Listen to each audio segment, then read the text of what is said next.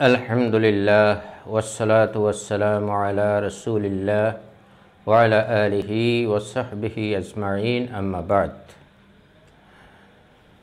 একটি গুরুত্বপূর্ণ বিষয়।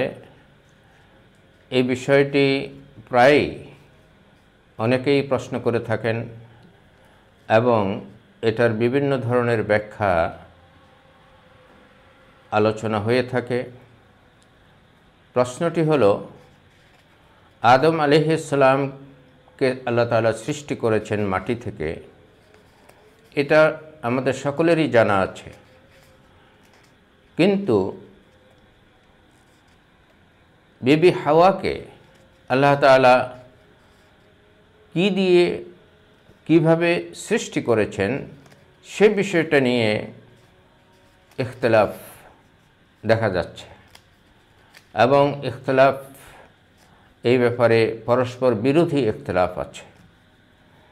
তো আলহামদুলিল্লাহ, এই বিষয়ে যেসব প্রশ্ন আসে সেগুলোর সঠিক জবাব জানার উপরে অনেক কিছুই নির্ভর করে। আমরা চেষ্টা করব কোরআনের আলোকে এবং কোরআনের ব্যাখ্যা আর বাইবেলে উল্লেখিত ঘটনাবলীর আলোকে ব্যাখ্যা করার।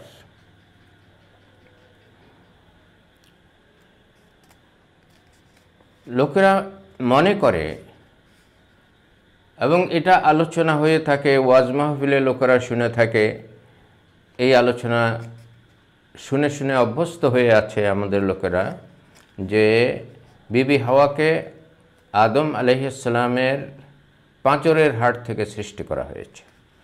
কোনো কোনো তাফসিরে এ কথাটি উল্লেখ আছে।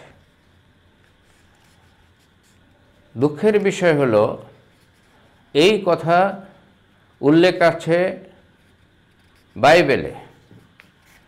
বাইবেল থেকে কোনো কোনো মুফাসসির এই ব্যাখ্যা গ্রহণ করেছেন, বাইবেলের ব্যাখ্যা। এবং আমাদের জন্য এটা একটা দুঃখেরও বিষয় যে অতীতের অনেক তাফসিরেই ইসরায়েলি রওয়ায়াত গ্রহণ করা হয়েছে, ইসরায়েলি বর্ণনা গ্রহণ করা হয়েছে, অথচ বাইবেলে যেসব ইসরায়েলি বর্ণনা এবং কাহিনী উল্লেখ হয়েছে সেগুলোর ব্যাপারে খ্রিস্টান বিশেষজ্ঞরা,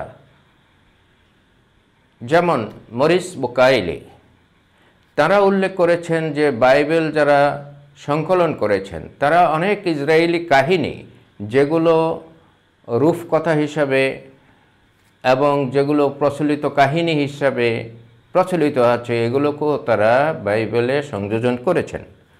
এবং সেরকমই একটা কাহিনী, সেরকমই একটা ঘটনা হলো যে বিবি হাওয়াকে আদম আলাইহিস সালামের পাঁজরের হাড় থেকে সৃষ্টি করা হয়েছে। কিন্তু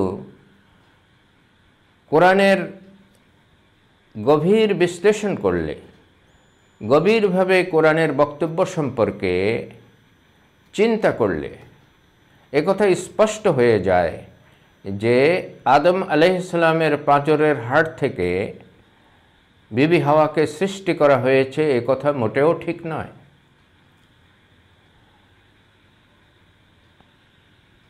আদম আলাইহিস সালামকে আল্লাহ তাআলা সৃষ্টি করেছেন কিভাবে, সেটা কোরআনে বিস্তারিত আলোচনা হয়েছে এবং বলা হয়েছে মিন সুলালাতিম মিন তিন, মাটির একেবারে নির্যাস থেকে। এটার অনেক ব্যাখ্যা আছে, অনেক বিস্তারিত বিবরণ আছে। সূরা আল মুমিনিনের, সূরা আল মুমিনিন 23 নম্বর সূরায় বিস্তারিতভাবে আল্লাহ তাআলা বলেছেন যে কিভাবে সৃষ্টি করেছেন এবং মানুষকে কিভাবে তিনি সৃষ্টি করেন। তো সূরা আন-নিসার, সূরা আন-নিসা 4 নম্বর সূরা, এই সূরায় আল্লাহ রাব্বুল আলামিন বলছেন, আউযু বিল্লাহি মিনাশ শাইতানির রাজীম, বিসমিল্লাহির রহমানির রহিম, ইয়া আইয়ুহান নাসুত্তাকু রাব্বাকুমুল্লাযী খালাকাকুম মিন নাফসিন ওয়াহিদাহ ওয়া খালাকা মিনহা যাওজাহা ওয়াবাসসা মিনহুমা রিজালান কাসীরান ওয়া নিসাআ। এই আয়াতের ব্যাখ্যা করতে গিয়েই কিছু কিছু তাফসিরে ইসরায়েলি রওয়ায়াত নিয়ে আসা হয়েছে এবং সেই রওয়ায়াত থেকে তারা বলেছেন যে আদম আলাইহিস সালামের পাঁজরের হাড় থেকে বিবি হাওয়াকে সৃষ্টি করা হয়েছে। অথচ এই আয়াতকে গভীরভাবে উপলব্ধি করলে এটা পরিষ্কার হয়ে যায় এবং কোরআনে অন্যান্য জায়গায় মানুষ সৃষ্টির প্রক্রিয়া সম্পর্কে যে বর্ণনা করা হয়েছে সেগুলো বিশ্লেষণ করলে একথা পরিষ্কার হয়ে যায় যে ওই ব্যাখ্যা মোটেও ঠিক নয়, যেটা ইসরায়েলি রওয়ায়াত থেকে নেওয়া হয়েছে সেটা মোটেও ঠিক নয়। আল্লাহ পাক বলছেন যে ইয়া আইয়ুহান নাসু তাকু রাব্বাকুমুল্লাযী খালাকাকুম মিন নাফসিন ওয়াহিদাহ, হে মানুষ তোমাদের রবকে তোমরা ভয় করো, যিনি তোমাদেরকে একটি নফস থেকে সৃষ্টি করেছেন। তাহলে আদম আলাইহিস সালামকে সৃষ্টি করেছেন আল্লাহ তাআলা একটি নফস থেকে।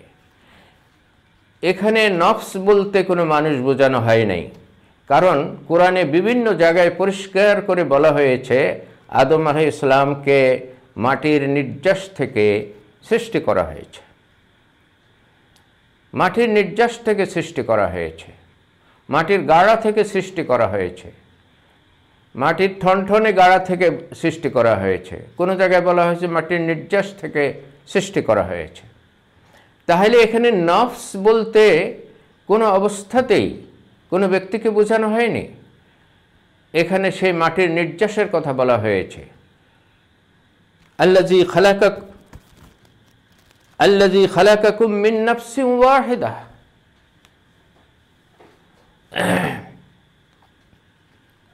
তাহলে এখানে আদম আলাইহিস সালামের সৃষ্টিটা হয়েছে একটি নফস থেকে এবং সেই নফসটা হলো একটি আত্মা থেকে, যেটা মাটির নির্যাসের থেকে আল্লাহ তাআলা সৃষ্টি করেছেন, মাটির নির্যাস দিয়ে যেটা সৃষ্টি করেছেন সেটাই। এবং যে সমস্ত মুসলিম স্কলার, যে সমস্ত বিজ্ঞানীরা এ নিয়ে গবেষণা করেছেন, তারাও এই সিদ্ধান্তে উপনীত হয়েছেন যে এখানে নফস বলতে সেই মাটির নির্যাসকে বলা হয়েছে, সেটা দিয়ে আদম আলাইহিস সালামকে সৃষ্টি করা হয়েছে। এরপরে আল্লাহ বলছেন ওয়া খালাকা মিনহা জাওজাহা, এবং তা থেকেই সৃষ্টি করেছেন তার জুড়ি।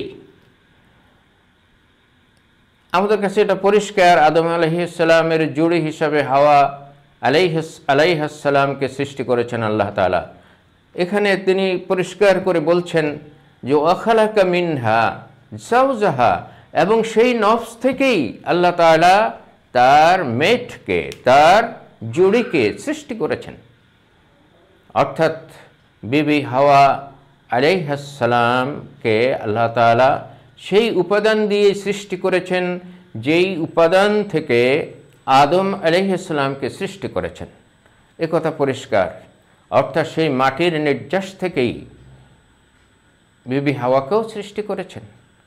ওয়া খালাকা মিনহা জাওজাহা, এবং তার জুড়িকেও সেই একই উপাদান থেকে সৃষ্টি করেছেন আল্লাহ তাআলা। সুতরাং ইসরায়েলি রওয়ায়াতকে, ইসরায়েলি বর্ণনাকে, বাইবেলের এই বর্ণনাকে ওয়াজ মাহফিলে বিভিন্ন বক্তার বক্তব্যে এইভাবে প্রচার করে মুসলমানদের মধ্যে ভুল ধারণা সৃষ্টি করা থেকে আমাদেরকে বিরত থাকা উচিত এবং প্রকৃত ঘটনা, প্রকৃত তত্ত্ব এবং প্রকৃত তথ্য কোরআন থেকেই নেওয়া উচিত এবং কোরআনের আলোকেই এর ব্যাখ্যা করা উচিত। তো আল্লাহ রাব্বুল আলামিন আমাদেরকে এই ব্যাখ্যার উপরে আমল করার তৌফিক দান করুন এবং কোরআনের সঠিক মর্ম উপলব্ধি করার তৌফিক দান করুন। আমিন। আসসালামু আলাইকুম ওয়া রাহমাতুল্লাহি ওয়া বারাকাতুহু।